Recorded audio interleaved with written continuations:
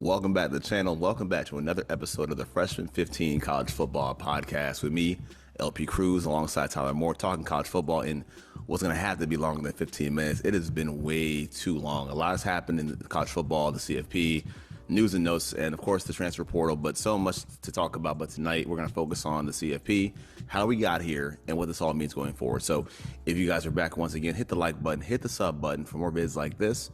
And Tyler, my man, what is up? Not much. Like you said, a lot has happened. Bowl games have commenced. If you guys don't know, it is this side. It's Christmas time, and that's Mount Crumpet behind me. But yeah, I'm ready to dive into the CFP thing. I know we're a couple weeks late on this. You and I both had busy schedules. We know we were under the flu a little bit, under the weather. But let's hit this thing running. Yeah, man, absolutely. So for those that are kind of keeping score at home, before I guess it's title game weekend, if you will, before that dropped, we had kind of a ranking to start with. So to kind of flashback, what we had before we had the title game weekend, we had from 8 to 1, we had Alabama at number 8, number 7 was Texas, 6, The Ohio State University, 5 was Oregon, 4 was Florida State, number 3 was Washington, 2 was Michigan, and number 1 was Georgia. Actually, I might have had those switched. It might have been 4 UW, 3 Florida State. Could be wrong about that. No, Washington was 3. Washington was 3. Yep. Gotcha. So, I mean, based on that happening, we kind of had our thoughts beforehand, right? Like, I know you and I talked about it, like what happens this weekend. Like, if so-and-so should happen to win, who should get in, who should be out. It's probably in one of our past videos as well. You guys can check on the playlist here. But we talked about like what happens if so-and-so wins. What happens if Alabama were to beat Georgia? We talked about like what was the doomsday scenario for your team especially. Yeah. But it's funny that this is kind of how we're here. Right now, what we have for our CFP, we have UW playing against UT. We have Georgia, who's out. So we're going to see Alabama going against University of Michigan. So what I wanted to do was kind of take it from 8 to 1, talk about each team that was in that kind of that bracket tier, that pool before we had the CFP announcement, and kind of talk about how we got here and why we're standing with these matchups on the CFP. Cool? Yep. Sounds good. Anything you want to add before that, man? No. Any extra preamble? No. So I'll just kick off number 8. Number 8 is Oregon. Rightfully so. They're 11 and 2. Yeah, 11 and 2, 10 and 2, something like that. But they're right where they need to be. The best 2-loss team. Right behind is Missouri. They're right behind Ohio State, who sits at 7. The thing with Oregon is like they played a very efficient season. They blew a lot of teams out, but they couldn't get over the proverbial hump, which was Washington. Washington just had their number both times. Dan Lanning couldn't. He couldn't defeat the Michael Penix bug, but.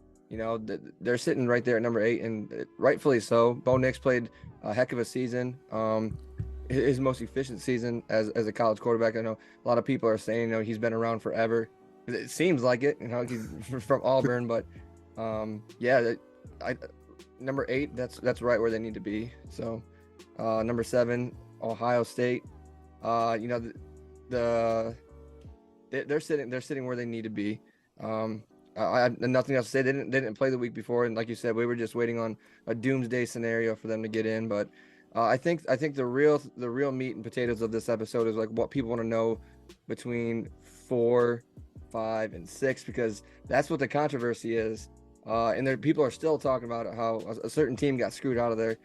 So I'll let you take those 3. But like I said, Ohio State, they're sitting there at 7, and that's right where they need to be. Their best win is Penn State. But they couldn't get it done in their division, but next year this all changes with that 12-team playoff, and that's the chaos that we're ready for next year too. So let's tell you what we're gonna do. So that to make sure we don't leave any stone unturned, what we're gonna do is I'm gonna kind of flip it. So we're gonna go kind of team for team. So before the title game weekend, and then kind of we're gonna go from 8 to 1 on before the CFP announcement, and then we're gonna go to 1, and we're gonna discuss each team as we go along. So for example, if we start with number 8. Before, which is Alabama, we're going to start, how they got there, then so on and so forth. And we'll discuss best win, best loss, kind of go from there. So I guess I'll re-kick it back off. So we have number 8, Alabama. And for me, watching Alabama this year, their best win, of course, has to be Georgia, right? Like, they played Georgia in a game that we really need to have happen for chaos. We need that win to take place. And their worst loss was Texas, who made the CFP, oddly enough. Yeah. So looking at Alabama, right? I think you and I would agree that they're a different team from week one all the way to where they are. They're Absolutely. vastly different, and I think you know why, right? Because we bagged on them. You know why they're different, obviously, right? Yep. So Jalen Milroe, his progression, his progress throughout the entire season as a playmaker, as a quarterback, he's been kind of like a dynamic horse for them. He's been like the go-to guy in this transition of like the new quarterback. It's not like having a Bryce Young or having a Mac Jones. You have just a guy who's I think they've been lacking this at the quarterback position, like a true bona fide athlete. Like they haven't had that for a couple of years. Yeah. And I mean, the games he's won, like in heart-stopping fashion, have been the reason why they're even there to begin with. So I have to give him his respect. And then number 7, we have Texas, man. So I know I got a lot of shit for it online talking about Texas not belonging there. Yeah. What's your take on Texas being in the CFP? Yeah, no, I actually, like when it came up to that weekend, I said Oklahoma State had a chance against them, but Texas winning that game the way they did, like outright, that took everyone's priors and just kind of threw them out the window because they dominated a team, the way that a team that's going to be in the CFP should dominate a team, and it threw a wrench and it pretty much put the nail in the coffin in Ohio State, because that was Oklahoma State needed to keep that close or win for Ohio State to get in, and then Texas is like, nah, I'm shutting the door on this, and then Quinn Ewers hosting up that Big 12 trophy from the Undertaker. I mean, that's on him. He's turned into the quarterback that everybody thought he was going to be when he came in, transferring from Ohio State into Texas. He's really come into his own, and I don't know if he's staying another year. I think he is. Man, that's Texas. They may be back. So, shout out to you, Pat, if you're listening. But I think I look at Texas. I think their best win is Alabama, who I think is a completely different team than what we saw when they first beat them. yeah. And I'm stunned that they were able to survive that loss to Oklahoma. I'm surprised that they stayed close, and they've had some injuries too, I think, with their running back as well. But the fact that they stayed close the entire year after that game, then you have Oklahoma lose the next week to Kansas. I thought it kind of cheapened their bid a little bit. It kind of hurt them in the long run. But I mean, look, with the hope and a prayer, they got in, I think, by, like you said, dominating that Big 12 championship game and just smashing Oklahoma State. I still think their fate is tied to somebody else who we're going to talk about in a little bit. So I'll come back to Texas in just a moment. Yeah. And then, of course, we had number 6. But Ohio State. Yeah, go ahead, man. But 7 and 8, Alabama, Texas, they're sort of similar in this because they had very close games against inferior teams. Like Auburn should be nowhere near Alabama. Houston should be nowhere near Texas. And yet here they are playing in one possession games coming down to the final 5 minutes of a quarter when that shouldn't happen. That's kind of that's what a lot of people are like. I don't know if those teams really belong, but they proved it time and time again throughout the season that they do belong. I mean, Kirby Smart might think a little bit different, but it's just one of those things where they kept proving people wrong, especially for Alabama when they went through three quarterbacks in like 4 weeks, and now here they are sitting at number 4 in the CFP, and that's a remarkable coaching job, by Tommy Rees and Nick Saban. Absolutely, man. So I think a couple teams do think it got shafted, and starting off is like number 6. I think Ohio State got shafted. I mean, I'll let you take the baton in a second, but I think for them, looking at it, their best win to me, or the 2 best wins, was the game at Notre Dame was a great win. That was a great win for the program. And it said a lot about Kyle McCord and what he could have been this year. It didn't pan out the way he wanted to, but it said a lot about what he could have been this year. Also, then Penn State as well. I mean, you won the game at Penn State, which I think was a very, very tough game. You played the game so well that they won the whole psychological warfare in that game, the way I saw it. Yeah. And for Michigan, I think, they just lost a great game to a great team. It was close. I think Ohio State is being punished for the Big Ten format, which is going out the window anyway. But they're being punished for not being able to play in a title game. Simple as that, man. I mean, I think that's the hard pill to swallow. I think they should have been there, man. I mean, that's just how I feel about it. They should have been there. They got kind of screwed. I mean, I agree with you in a sense, but they but like you said, they do get screwed by having that the same setup as the SEC, because Alabama, they get lucky, they get to play against Georgia. The top two teams actually gets to play each other. Now, like we've talked about in that previous episode, where Yeah. Ohio State, Michigan, and Penn State, they're all in the same division. They play each other every single year, and two of those teams are not going anywhere. If they played in the Big Ten West, they'd be playing in the Big Ten championship, like you said. But it's like it sucks. But like that all goes away. There's a lot that's happened in Ohio State in the past 3 weeks, but we'll save that for another episode. And like you said, Penn State, that was a great win for them. Their defense really showed up. Michigan, Penn State, Ohio State, their top three defenses in college football, and they held Penn State to, like, I think it was like 0 for 15 on third downs, which is absolutely crazy Crazy. in any level of football, and especially the second highest level of football, and it's even a tier higher than that because you're playing in the Big Ten East, which is you're like one to two tiers step down from playing in NFL level football right there. And to force a team to go 0 and 15 on third downs, that's absolutely insane. I know, like I said, hats off to like Ryan Day. Yeah, it sucks that he doesn't get over the proverbial hump and facing Jim Harbaugh. But they're, like you said, they're sitting at 7 now. They were at 6, but it is what it is for that team. Yeah, man. Again, tough, man. I just think and again, I'll talk more about them and another team in a moment, but I think it's just tough. And number 5, we have Oregon, which you already kind of touched on with Oregon as well. You look at their best wins for me. I mean, you could stake your claim with Utah. And overall, just throwing this out there real fast. It's the last year of the Pac-12. We talked about a lot with the Pac-12 conference, but there was a lot of good football here the entire year. And a lot of teams kind of, they ate themselves. I mean, they ate each other to survive, essentially. Like we had, I mean, at one point in time, I felt pretty good about Utah. That didn't pan out. Felt great about Oregon State.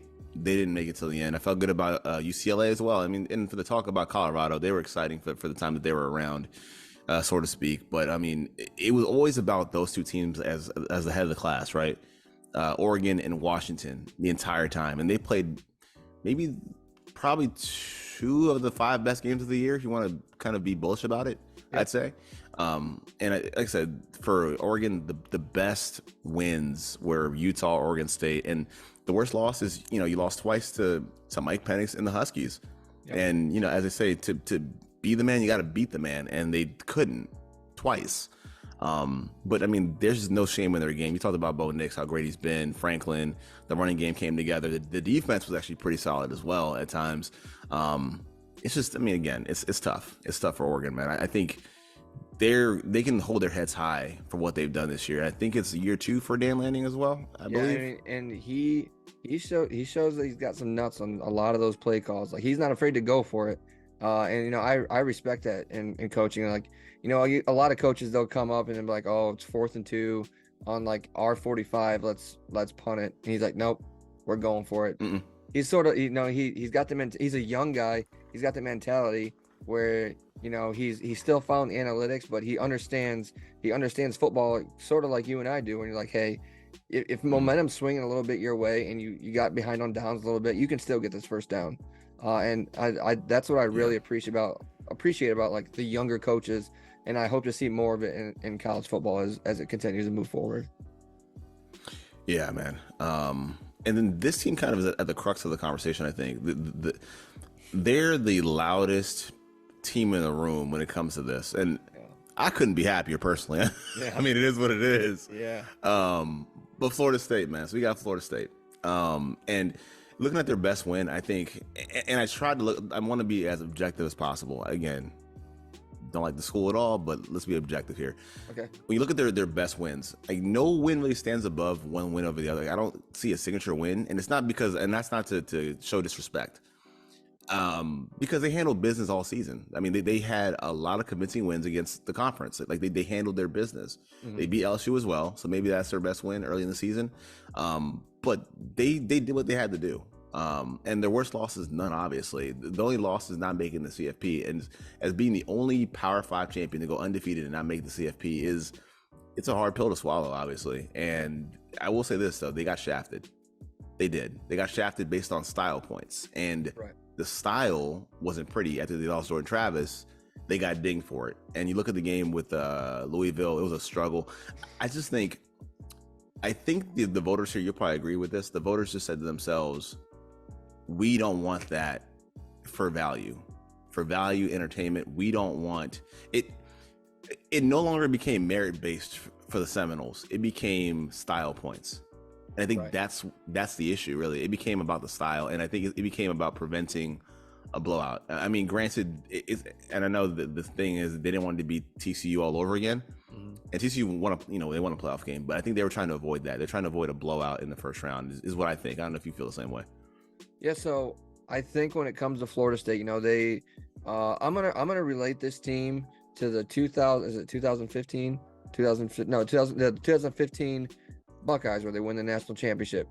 So JT Barrett goes down, like the game before, the game before the Big Ten championship. So everyone's like, oh, what are we? Ohio State's not gonna make it in because they had one loss. They lost to Virginia Tech that year, and compared to this season, Florida State is going. They're in this game undefeated, but Cardell Jones, when he goes into this game against Wisconsin, they beat him 59-0. There's your style points. They said, hey, this team can do this. They just beat the second best Big Ten team in Wisconsin, and they go on and they beat they beat Wisconsin. They go on and they beat Alabama. And they go on and beat Oregon. And so then you look at this Florida State team. Yes, they lost their quarterback, but even with their quarterback, they struggled against Boston College. They almost lost to Boston College. You struggled against Clemson, who had a down year. Clemson was very up and down. If it wasn't for I think a missed field goal, Florida State loses that game. You're playing against Louisville, and it's a dogfight the entire time. You're relying on your defense. If your offense shows any kind of aptitude to be able to do something against Louisville, you may stand a puncher's chance of getting into this game, but it didn't, and I think that's ultimately what holds them back. Is like you said, it's the style. It's the style points because, like I said, you relate them to that 2015 Buckeyes team, where they go in and they light them up 59-0. Compared to what they did against Louisville, it's apples and oranges.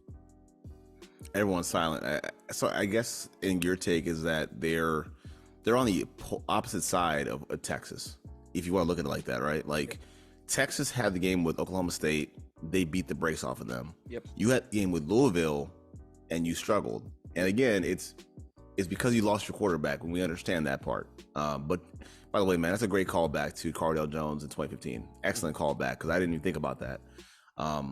But I guess the bigger lesson here to kind of bring in also Ohio State is that this is why we need the expanded playoffs. This is why we need to have super conferences, because of things like this. Because honestly, if you wanted to let them just duke it out and expand it to 8 teams maybe, or again 12 teams or whatever the case is, this is why we have this coming up, because it needs to happen for things like this. Okay, well, prove it, right? Prove it. But I can't disagree, man. That's a great call back to Ohio State and just having to knock a team out to reassert your dominance, if you will. So, yep.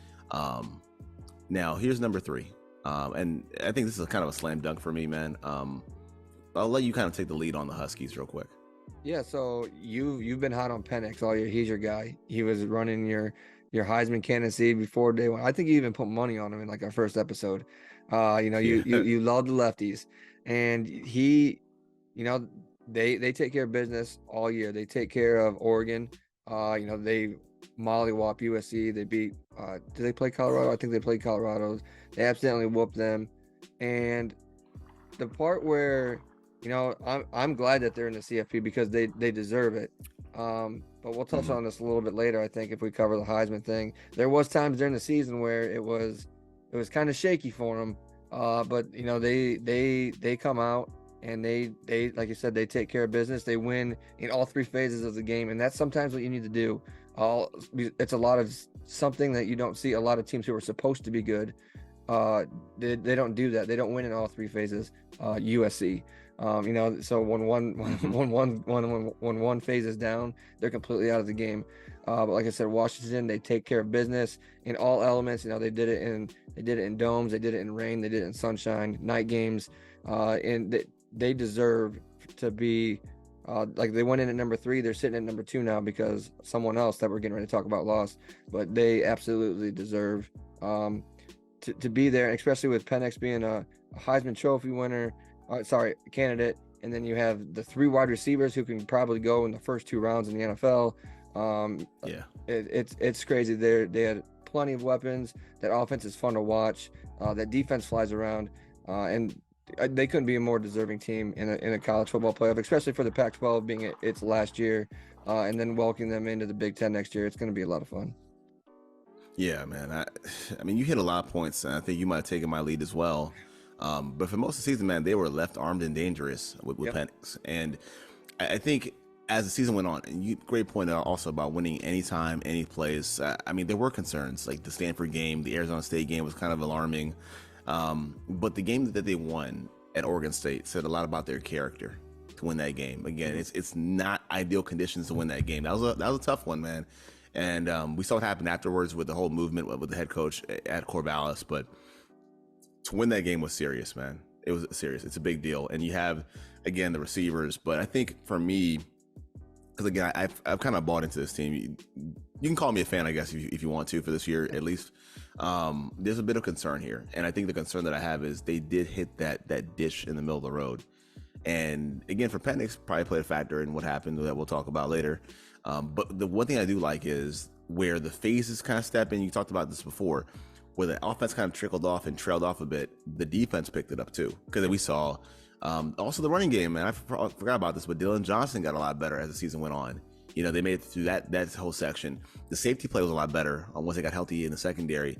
And Jabbar Muhammad, man, he was big in the games against Oregon and the games against he played Oregon State. Like Jabbar Muhammad played really, really well, man. Again, because I'm a bit biased here somewhat. I have my pessimist thoughts here, but I think what they did was they did what they had to do to be where they are, and great for them, man. Great story for the Pac-12. Great story for Penix. All around, man. Hands, hats off. Absolutely, man. Number 2, we have Michigan. So, go ahead, man. You got it. Right. Yeah. So their best wins: Ohio State, Penn State. But what really defines this team is they did it without their head coach for 6 games, which is crazy. Like the first 3 games at the beginning of the season, I mean, those are usually cupcakes for a lot of these teams. They struggled for the first half against that Bowling Green and I think that last game without him in the first set of suspensions. But coming down the stretch, going into that final stretch without your head coach in the biggest games of the year, and like I said, all 3 phases they take care of business, and just to, like, when they go up against Penn State, they run it 22 straight times. Like, Penn State knows what's coming. James Franklin is a defensive coach, and he can't stop that run because they have they have a dominant running back duo. You know what's coming, and you can't stop it. It's kind of like when you're playing Alabama, when they have running backs, you know what's coming, and you can't stop it. And as much as I hate to say it, like they've earned it. I really don't. I don't really have anything else to say. Like, whatever is going to happen with the cheating scandal is going to happen after the season. But they do deserve it. They beat 2 of the top 3 defenses in college football. They beat 2 very good offenses in college football, and it's they punched their ticket into the CFP again. Let's just see how they play against a certain team from the SEC. So, I try to this team feels like the NWO of college football. Like, yeah. I mean, in a sense of nobody really likes them, and it's like people don't like them for what they've done, right? They don't like them for being advantageous, for bending the rules and actually violating the rules. Like, no one really likes Michigan for what they've done to the game right now. But oddly enough, man, that villainy and that debauchery kind of is what kind of binds them together, man. I think, again, even when he was suspended, they rode for him so hard. Pause. But they were with them. Like, they were just, I mean, they were really all about their coach, man. Like, and you could tell free hard ball from McCarthy. Blake Corman's talked about it before. They really do care about that guy, man. He's their leader. I mean, flawed, but he's their leader, man. And it is what it is. I think that's kind of galvanized the entire team to support them. I mean, them winning that game without Harbaugh, and I mean the game, of course, had you guys questioning Ryan Day as head coach. Like that's how big that game was, because I think at some point we said, okay, it has to fall off somewhere. There's no way you can have the guy you brought to your program to turn around your program missing 6 games and you still win against premier competition. No way. Right. Well, they did it, man. They got it done. And I think that's what's so big about this. And that's why it's so important. And I look at their playmakers too. The 2 running backs, the tight ends are good, man. McCarthy, I don't think much of McCarthy as a quarterback, as an individual player, but the sum of all parts together is what's so good about this team, plus their defense and the interior defense for this team. It's crazy because they're like a souped up Iowa offense. Like you said, what's coming. They're running. Then they'll take a shot to a tight end or a wide receiver, and they do it to you the entire game, and then they weigh you down in the fourth quarter. And it's crazy because they are literally like a souped up Iowa offense. And they played against when they played against Iowa in the Big Ten championship game. The over under for Iowa points was 0.5, which is crazy, and they hit the under. So it's absolutely insane. But like I said, it's a completely different style of football from the other 3 teams that we're gonna see in the college football playoffs. It's completely different 100%. style of football, and it's gonna be styles clashing, no matter what game they're gonna be in. So it's gonna be really fun to see. And I think to that last point on Michigan, the way they operate, it's funny because they hammer on you, then out of nowhere, it's a gadget play. Yeah. Like out of nowhere, you get like this weird, funny gadget play that kind of gets you. It's insane. And then lastly, man, we have number 1 Georgia. And I'll kind of start here with Georgia. It's real quick, man. I mean, they're good wins and they had a row of good wins too, if you think about it. Mizzou, Ole Miss, Tennessee.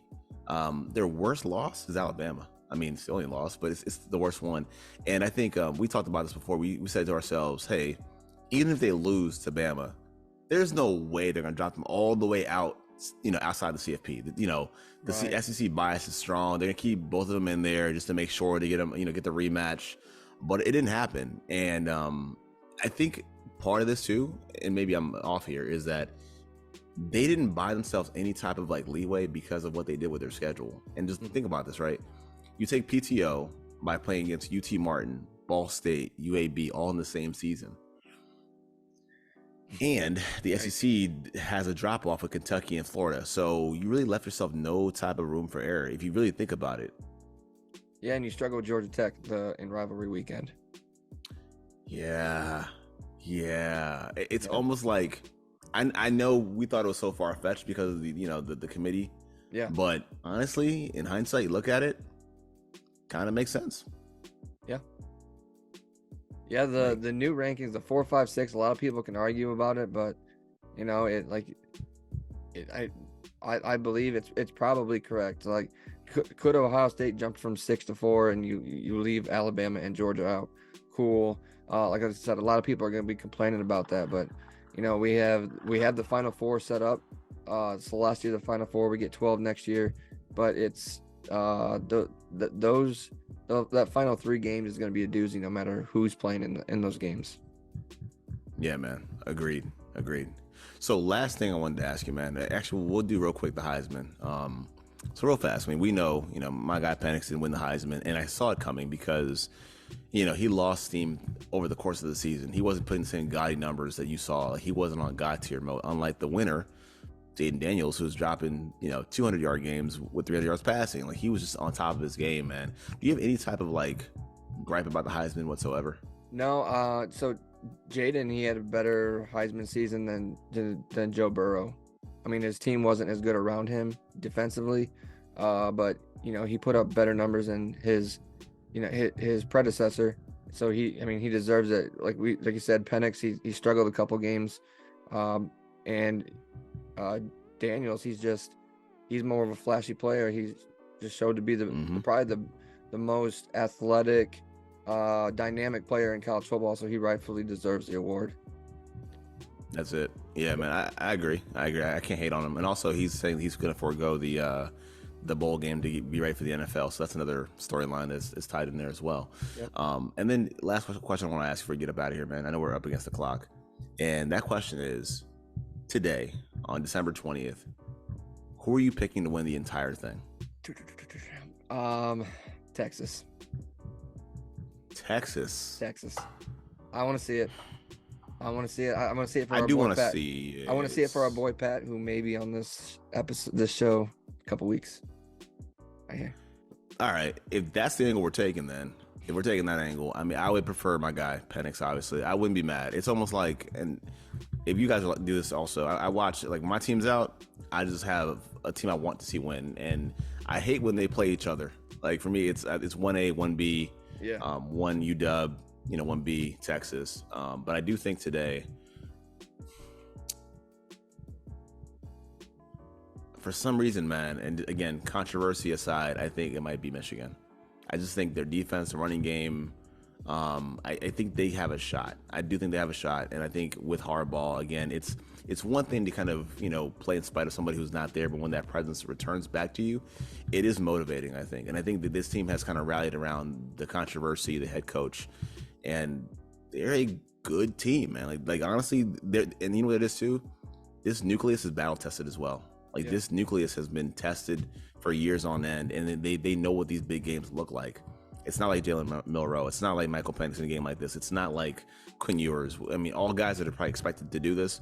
But this team has been through the fire several times, and I think this is just another log they can handle. They can just take on the challenge. So galvanized. Yeah, man. I think that's it. I think this team is ready to go, man. I do think it's going to be the Wolverines, man. Yeah, as much as I hate to say it, if they clear Alabama, that they're going to be the favorites if they clear Alabama. Absolutely, 100%. That's what's in their way. But yeah, the only pause it gives me about Washington, I know we're really up against the clock here. The only pause that gives me against Washington is, they played against these Pac-12 teams. They beat each other up, like we said. But how actually good were those Pac-12 teams?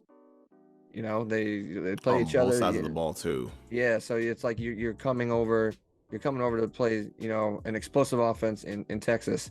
We'll see how that defense holds up against, Worthy and Ewers and those guys. So, that's gonna be a fun one. You're not playing against Dante Moore, UCLA. You're not playing against Oregon State. You're not playing against Utah. It's Caleb Williams in that defense. Yeah. Caleb Williams. Yeah, it's a whole different animal, man. But guys, hey, once again, thanks for watching the show, man. Tyler, any last thoughts for you head about here? No, man. I just if you guys watch this before Christmas, Merry Christmas, Happy New Year's, Happy Holidays, whatever you want to say. I hope you guys blessings for the new year. Just remember the reason for the season. Yes, sir. Absolutely, man. As always, Todd, thanks, man, for that. And once again, guys, thank you for watching. And as always, peace. Peace.